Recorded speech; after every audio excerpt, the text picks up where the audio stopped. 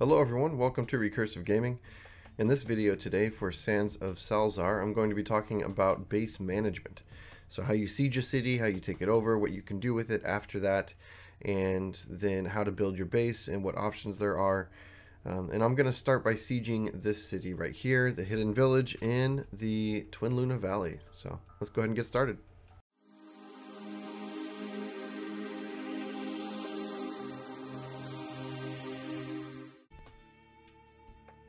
Alright, as promised, let's go ahead and start with a siege. So you can click on the city and then you click down here on the launch a siege at the current location. It looks like Assel is, or Assel, not sure. Anyways, he's guarding this. Yep, I'm going to go ahead and attack it. I own most of the world map on this save in order to complete those legacy rewards for the town boss legacy or legendary boss summon rewards. So anyways, so I'm not really worried about the favor. I'm at war with everybody anyways. So they've got the Hidden Village, the faction is the Nasir, the ruler is Assel, and then prosperity is 100, defense is 100, defender, he's got 2 defenders, 78 forces. I'm bringing 111 people, so I outnumber his forces unless he gets reinforcements. He might get reinforcements, it's hard to tell. You can't tell from this screen. Hold on.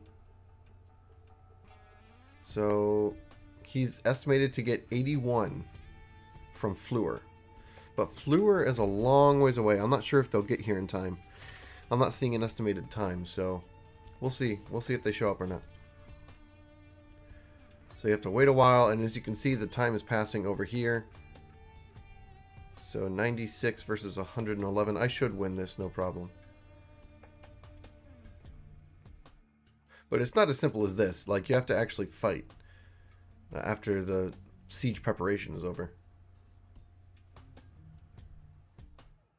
Alright.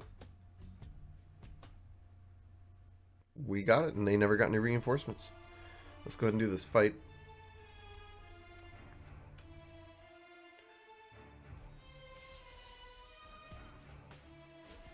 My faster units took off ahead of me. I'm going to go ahead and focus on the troops for now. Okay.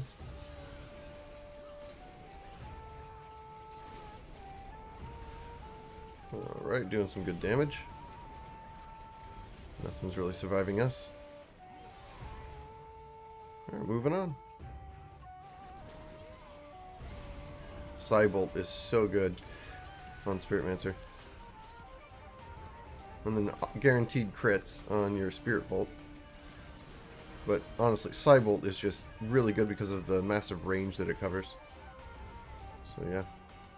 Spiritmancer can be strong. Late game for sure. And I've got him learning Dark Arcana. Which I'm only using one ability from the Dark Arcana tree, but it's still pretty strong. And yeah, we rolled him. That's done. So I claimed it for the first.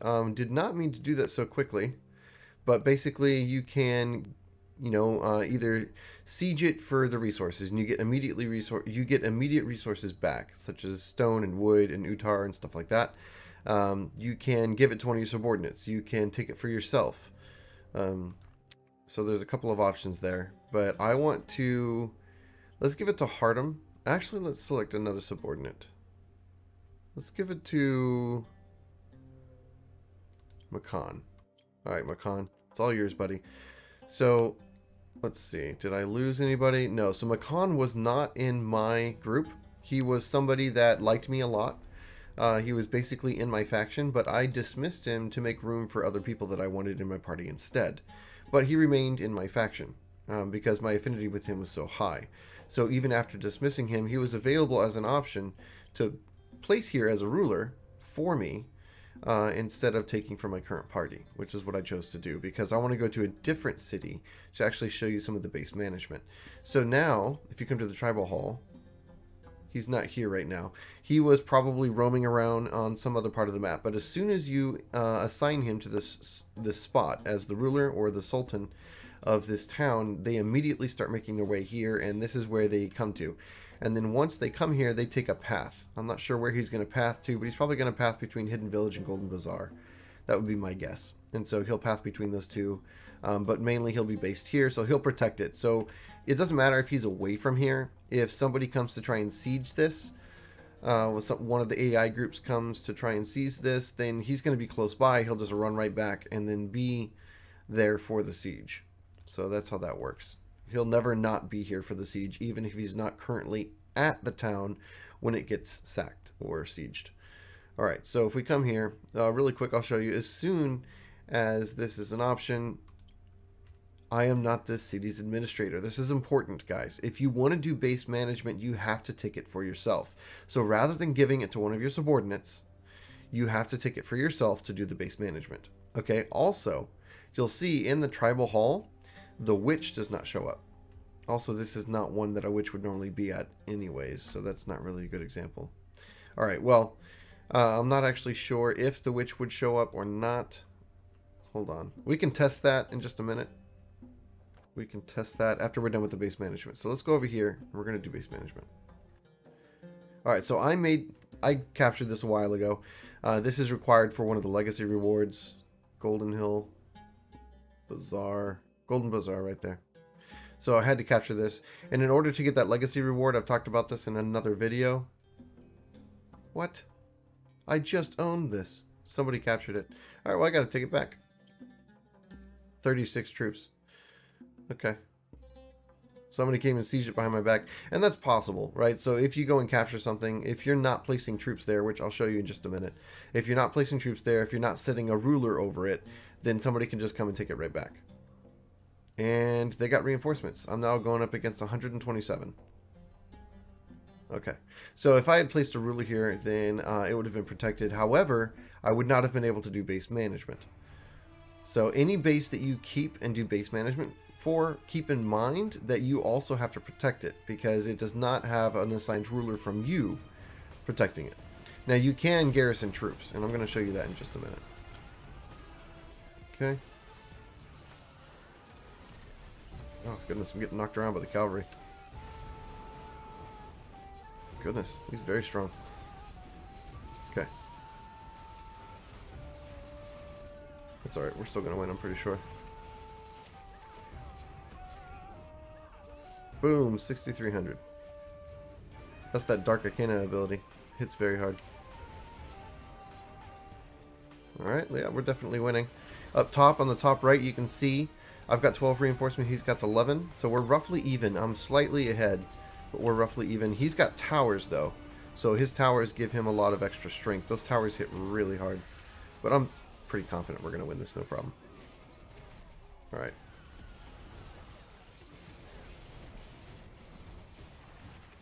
Alright, so I'm currently out of mana.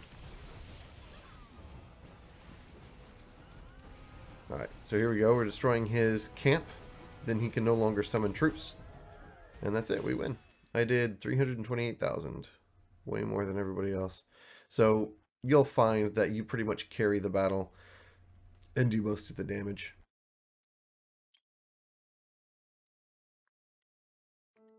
Okay, I want to take it for myself. So now we can take a look at those options. So for money, I take the loot. To punish the Akal. Basically, I'm just getting even with the Akal, and I'm seeking to weaken the faction. For the free states, liberate but do not occupy, so anyone can take it over. So basically, if the only way to either take it for yourself or give it to one of your subordinates is to do for the first. And that's the name of my... This is the first account, right? This is not account. First save, first character. First time I occupied a city, so I named my tribe the First. Anyways. Is the territory of the First. Alright. Now, after you claim it for the First, for your tribe, right, then you get to either keep it for yourself or give to Hardom. It keeps on recommending Hardom, or select another subordinate. Okay? So, anyways, I'm going to keep it for myself. In order to do the tribe base management, you have to keep it for yourself. And like I said, keep in mind that you have to also protect it yourself. So, as you're running throughout the world, you'll get notifications, and they're easy to miss, guys. Easy to miss. You'll get notifications that your base is under attack. At that point, no matter where you are, you have to immediately run back, or if you've set it as your waypoint, you can just immediately use this to return. Now, I did this recently, so I can't. So, you know, if you've done that, if it's on cooldown and it comes under attack and you can't get back quick enough, then they're going to sack it without you, and you're going to lose the city and all of the base management that you did and all the resources that you put into it. So keep in mind, whenever you own a city, it can be quite challenging to explore the map and do other things while also keeping it safe. So that's something to be concerned about. Okay, so let's take a look. Now that I own it, I can do the base management. So the things that you can do, we're not going to go over this stuff. Actually, you can set it as waypoint. You can do that even if you don't own it. Also, you can challenge wrestlers in the bar even if you don't own it. However, when you own it, you can manage your squad. Okay, you come here and you can dismiss and get received. Hold on, you get this when you dismiss. So some of the resources that you put into the units, you get back when you dismiss. Notice it's not all of the resources. This might be, I don't even think it's 50%. It might be 30%, 20% of the resources that you put into them you get back. Let's go apothecary. Yeah, this isn't even, no. That's not even half. Yeah, that might be 20% of the resources. So anyways, you get very few resources back compared to what you put into them, but you do get something back. So you can dismiss, and then you can restore over here.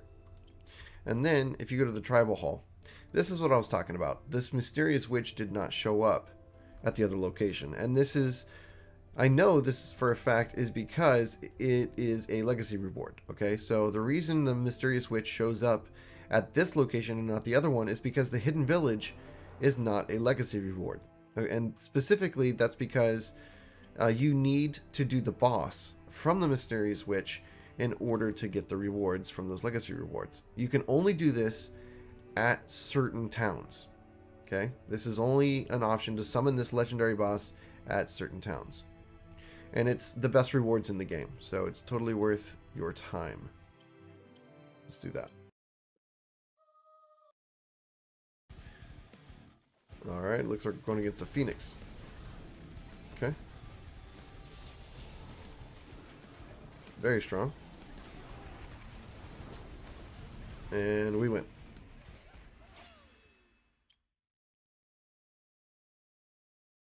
Alright, so we got a siege harp, it looks like. Let's take a look at it. It's a level 16 harp. It's not as good as what I'm using already, so I'm already using something better. And I don't think I have any other harp users. Yeah, so it's not really an upgrade for me. But that being said, that's how you get some of the better gear in the game, is doing these mysterious witch, and they're only available at the towns that are listed as a legacy reward. Okay, so that's part of the reason it didn't show up. I also have a theory that it might not show up if you're not the Sultan, but I need to test that. So we'll test that at the end of the video. Before that, let's go ahead and get into the base management. So down here are your options for base management. First, if you own the city, then you can use it for storage. There's a warehouse with 80 spots, and you can put stuff in it. Then you can adjust your garrisoned troops and recruit new ones. This is what's currently at this location. I can recruit these Nasir militia, and it costs this much down here. Okay. Also, I can place things in to the garrison, and it can hold up to 15. All right. So that's important for reinforcing the city and keeping it protected from, you know, people that are going to try and siege and take it over. You can build towers. You can put garrison in there, and troops. Okay. That's important. So we're going to leave those garrisoned here. Then let's go to construction.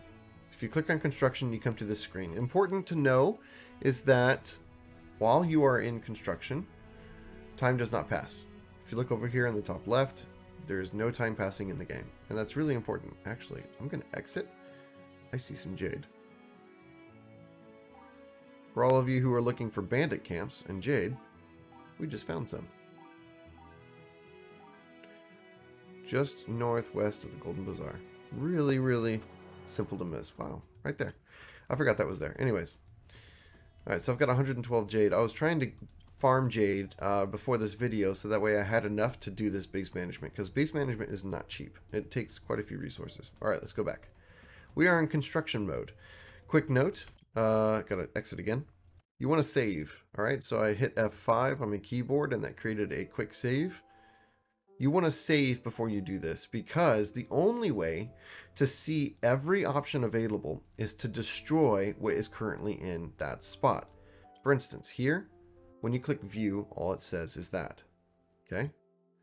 When you come here and you click upgrade, all it does is show you the advanced version of what's already there. You can't see what else you can put on this spot unless you remove it. So if you click remove, suddenly the Wizards College, the training arena, the ballista workshop, we find out the actual really cool options that we might want besides the granary or the granary.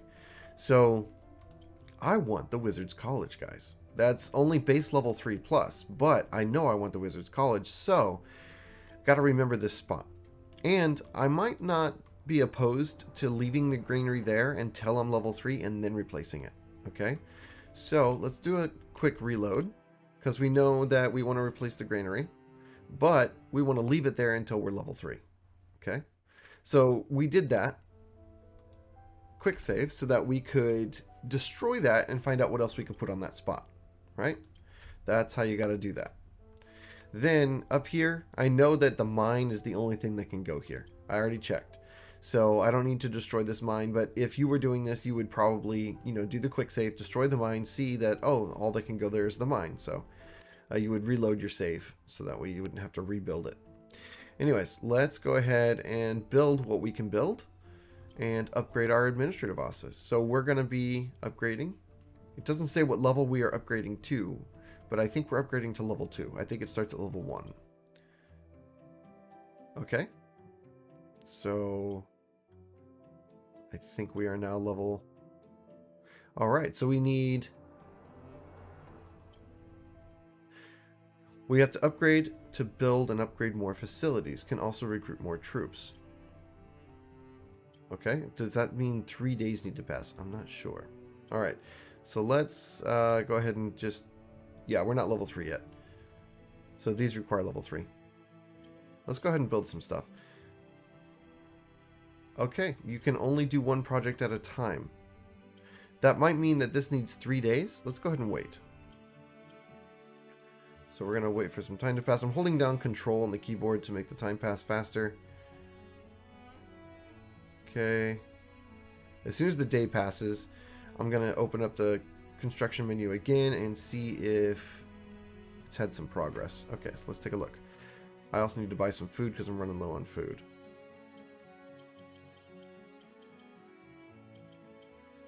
Okay. There, I've got 580 food now. Awesome. Let's go back to construction and take a look. Yes, so it's 3 days need to pass. I'm going to pause the video real quick and then resume recording as soon as these 3 days have passed and we can continue looking at the base management. Alright, so I went ahead and waited out the next 2 days and we finished. So if we upgrade again, it costs 80 jade this time. And it's going to upgrade it to level 3. So I want to wait on that. Let's go ahead and build a trading post. This does not cost jade. We're going to go ahead and do that. And it exits immediately because you can only do one build project at a time. So that is a major downside to the base management and the construction and building is you can only build one project at a time. If I go here and try to do this again, it let me? Are you serious? Hold on a second.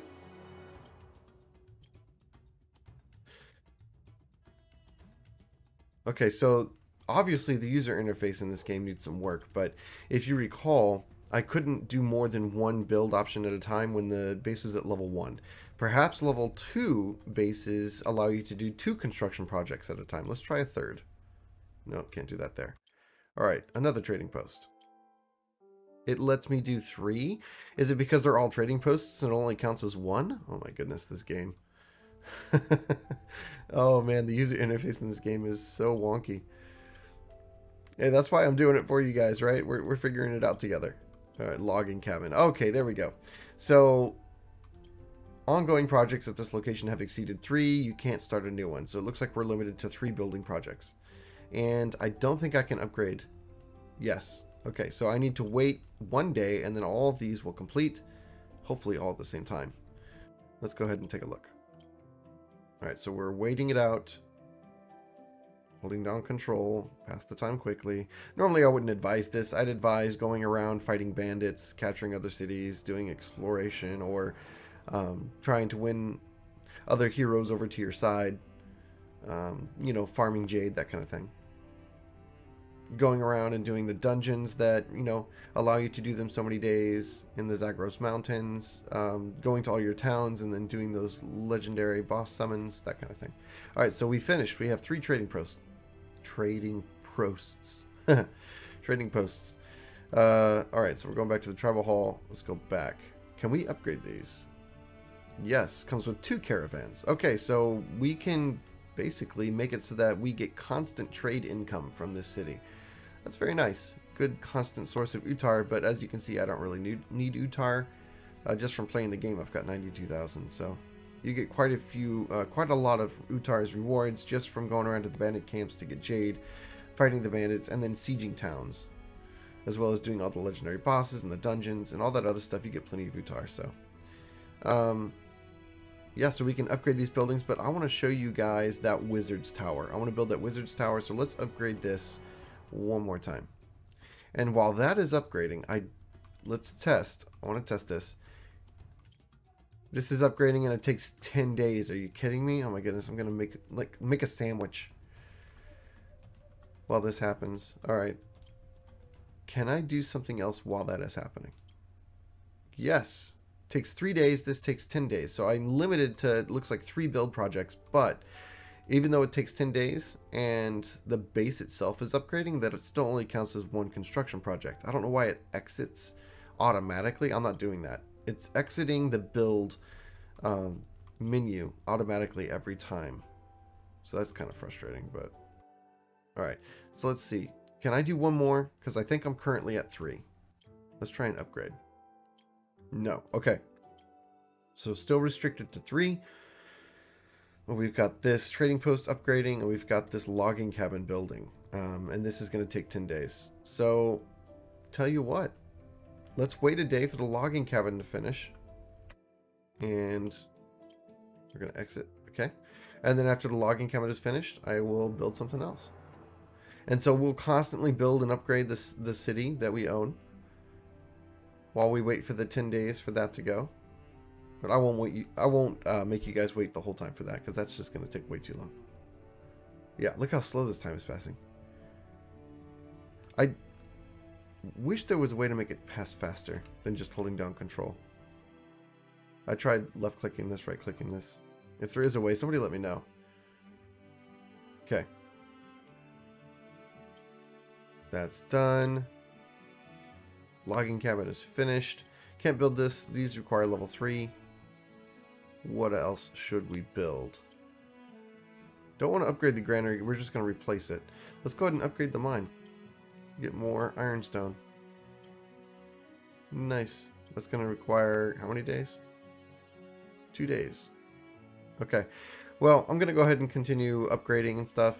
And we're just going to have fun with this base building. And then once the 10 days is complete and we've unlocked the ability to build the Wizard's Tower, we will do that together. I'll be right back. Alright, so really quick, I wanted to show you some things that you can also do for base management as well as tribe management.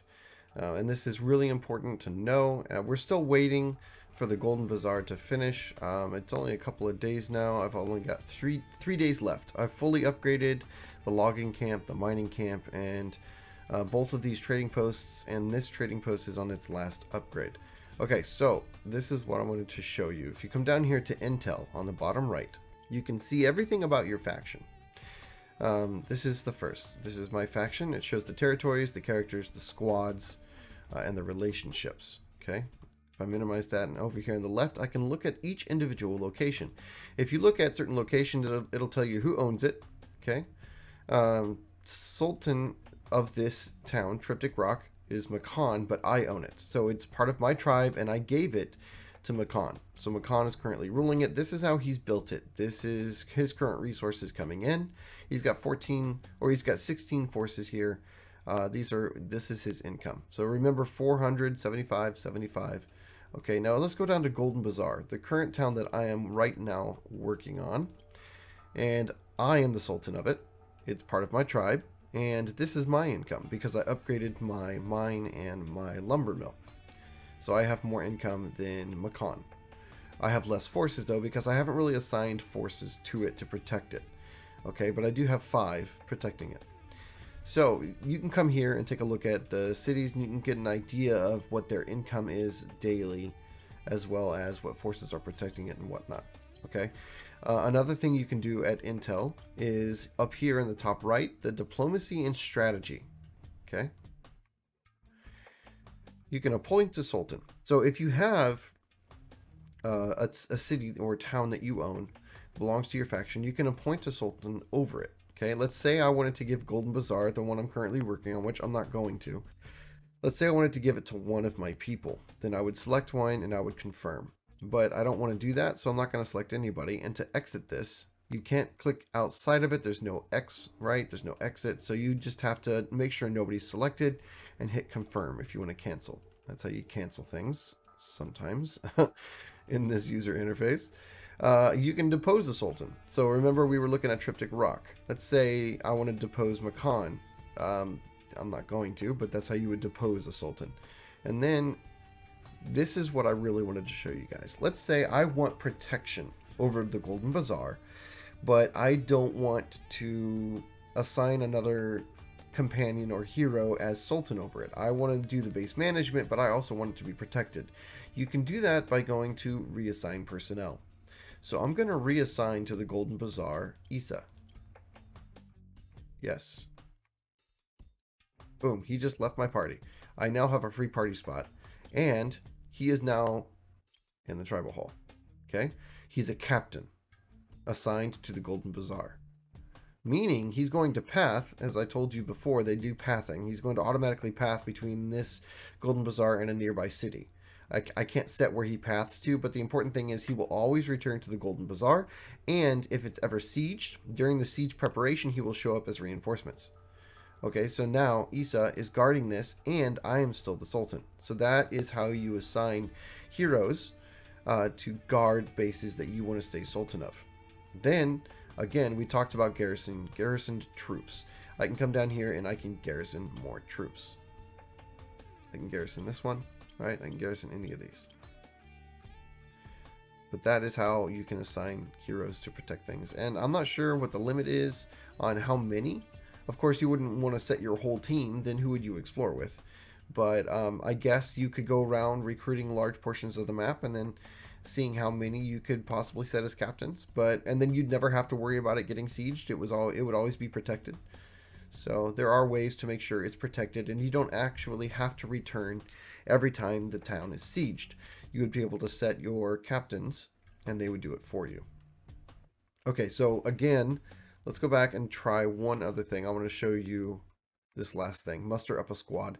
Let's say you are trying to attack another town, trying to siege another town, and it's very, very strong. And all of your sources are spread out over all the towns that you own. You can muster up a squad, okay? I can rally all. So this would rally Janab, Hakan, or Makan, and Hardam. All 3 of these, who are sultans of other cities, are now running to me to join me in my party. Now, I'm not sure how long that lasts, but I know that you can use that offensively as you siege other towns. You can also use it in defense. So let's say you are responding to a siege on the Golden Bazaar. Somebody has come and sieged this. You did not have any captains set, and your captains are currently guarding other cities, but you want them to guard this one. You come down here to Intel, Diplomacy and Strategy, and then you muster up your squad. And you can muster up everybody as you just saw me do, which is called Rally All. When you rally all, they come to your aid wherever you are, and then you can join the siege, right, and protect the city with all of them in your party. And that's a way to get everyone's cooperation from all of your heroes, even if they're all spread out. Now, keep in mind the timing of that. If it doesn't happen fast enough, if they can't get here fast enough, they're currently running to me, but if they can't get here fast enough and the siege ends before they get here, see, Jenna just showed up. So she was guarding a nearby city. So she's going to follow me and do whatever I do. So if there was a siege on Golden Bazaar and she showed up in time, I could use her as reinforcements to protect the Golden Bazaar. and you do that how I showed you. And that's everything that you can do with diplomacy and strategy. Now we're going to go ahead and wait, and I'm going to show you that Wizard's Tower after my base hits level 3. Stay tuned for that. 1 second. Alright, we are done waiting. Let's go ahead and take a look. It is finished. It's level 3, and it looks like we cannot take it to level 4. However, we can remove this granary. And I can put in the Wizard's College. It requires 200 jade. It would take a long time for me to get 200 jade. A long time. Even by going around to every bandit camp, I would only get 80 or 90 jade. So yeah, it would take me a long time to get that much jade. But that being said, that is an example of what you can do in the base building. How you can identify some of the more valuable buildings that you can build. Unfortunately, you have to do a quick save and then remove what's currently there to see what's possible to build. However, I can build some towers. Let's build a barrage tower. Ooh, 80 jade. 100 jade. Never mind, we're not building any towers. So as you can see, it becomes very expensive. This can hold 2 towers plus the Wizard's Tower, which is 200. So you're looking at 400 jade.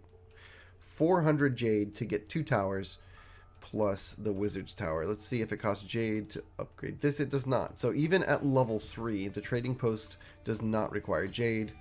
Let's check this as well. Also does not require jade. Okay, so no matter how high up in level you go for the logging, mining camps, and the trading depots, does not require jade. However, the towers for defense and the more advanced buildings, such as the Wizard's College, the ballista does not require jade. But you're only going to use the ballista if you're sieging other towns. So it's marginally useful. I'd rather have really advanced wizard units on in my troops. That's what I'd rather have. So 200 jade for that. Training arena does not require jade. Granary does not require jade.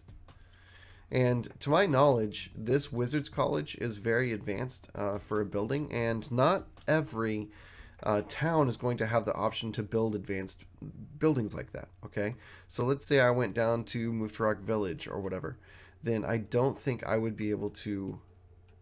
I am the ruler of this. Let's go ahead and let's take a look.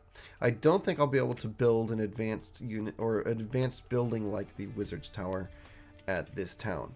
So I do think that certain towns have an advantage over others with what they can build. Let's take a look. Okay. What's available to build here? That's it, guys. I can build. Ooh, I'll take it. I mean, it doesn't require any jade to build, and it gives me 2 jade per week. You bet. So that's very nice. Jade Camp was not an option at the previous location. So, as you can see, different towns have different options. It's really interesting, the map that they have built. Okay, this world map that they have built for this game is really diverse. There's lots of unique options. You could spend a lot of time fully exploring and conquering this whole map and finding new things. You could find certain towns that only have that and no other town does. So yeah, really interesting part of the game. There's lots of unique options, really cool stuff to figure out. I hope this video helped everybody out and helped you learn about the base building and the tribe management and how to shuffle around your units, how to protect buildings, how to respond, you know, and all that. It's not really explained well, but that being said, it's a pretty comprehensive system. They've got a lot of different things you can do, and yeah, it's a pretty well built game. As far as the stuff that's available, even if it's not explained well, when you figure it out and you can do it, then it's a big game with a lot of options, a lot of different, you know, various gameplay, stuff like that. So, unfortunately, when you're starting to play the game and you're trying to figure it out, the user interface can, you know, be off-putting, and it can make you feel like maybe the game isn't as enjoyable. However, I hope by making these videos and explaining the user interface, people have an easier time getting into it and enjoying the game as much as possible. So, thank you all for watching. I'll see you in the next one.